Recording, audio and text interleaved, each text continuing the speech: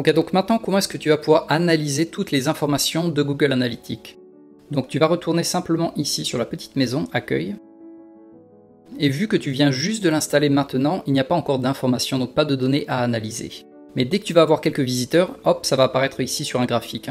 Donc maintenant, je vais te donner un peu l'exemple de mon Google Analytics.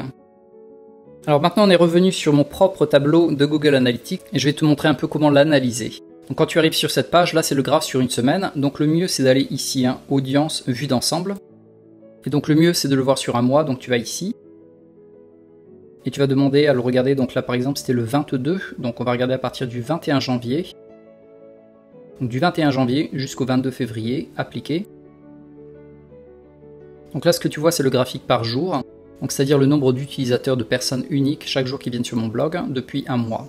Et ce qui est intéressant, c'est de voir tous ces chiffres, donc le nombre d'utilisateurs, parmi ces personnes, combien il y a de nouvelles personnes, le nombre de sessions, également à chaque fois quand tu mets le curseur, ils expliquent exactement en quoi ça consiste, le nombre de sessions, donc le nombre de pages qui vont visiter par personne, le nombre total de pages vues, à nouveau donc les pages par session, le temps en moyenne qu'ils passent sur mon blog, également le taux de rebond. Donc le taux de rebond, c'est le pourcentage de sessions, c'est marqué là, avec consultation de une seule page sur tout ton site, pendant laquelle il n'y a pas d'interaction. Donc plus c'est élevé, moins les gens ils interagissent avec ton site. Une personne qui va voir plusieurs pages sur ton site, ça va diminuer en fait ton taux de rebond. Donc ça c'est pas le plus important. Moi ce que je dirais c'est surtout le nombre d'utilisateurs et le nombre de pages vues. Également la durée moyenne, ce sont les choses qu'il faut faire augmenter au fur et à mesure. Et là également sur la droite, c'est le nombre de nouveaux visiteurs comparé aux visiteurs qui reviennent. Et ce qui est intéressant à faire également, c'est que tu peux faire une comparaison mois par mois, en le comparant ici, donc comparer à. Donc ça c'est la période précédente, ça veut dire les 30 derniers jours d'avant, donc appliquer. Donc là on a la courbe du mois précédent, et là la courbe du mois actuel. De mon côté ça a beaucoup évolué parce qu'on était en période de Noël, donc il n'y a pas beaucoup de visiteurs. Et ce qui est intéressant c'est qu'on voit l'évolution ici, quand c'est du vert c'est du positif, si c'est du rouge, ça descend. Et donc sur la gauche, ce sont les chiffres du mois actuel, sur la droite, les chiffres du mois passé. Donc également l'évolution, donc il y a eu plus 13%, une montée de 13% d'évolution sur le nombre d'utilisateurs. Également quand tu vas avoir plusieurs années de blogging, tu peux le comparer carrément à l'année précédente.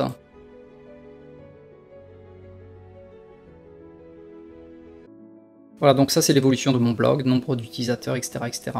Donc l'objectif que tu devrais te donner, c'est que chaque mois, surtout si tu débutes maintenant en blogging, c'est d'augmenter environ de 20 à 30% de plus d'utilisateurs tous les mois, pendant les 6 prochains mois. Donc ça serait l'objectif, 20 à 30% en plus chaque mois.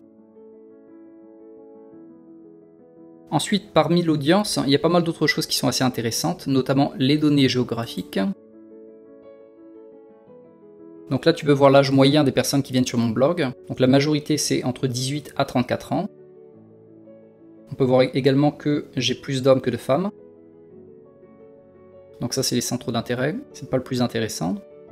Ensuite il y a également données géographiques.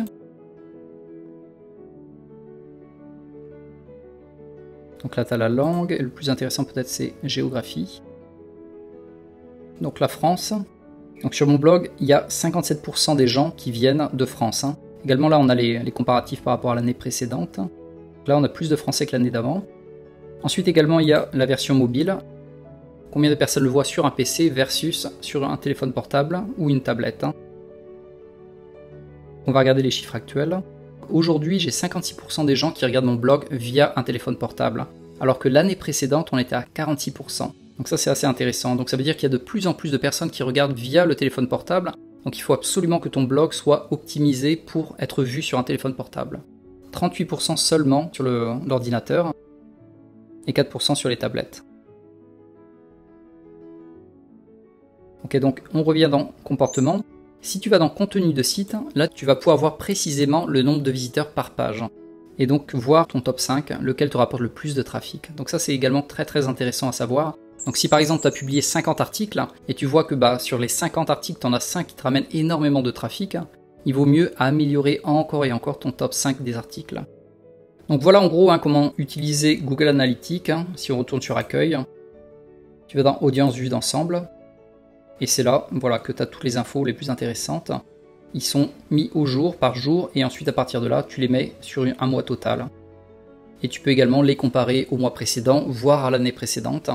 Et comme je te l'avais dit précédemment, ton but, c'est de faire augmenter le trafic mois après mois d'environ 20 à 30%, peut-être pendant les 6 prochains mois.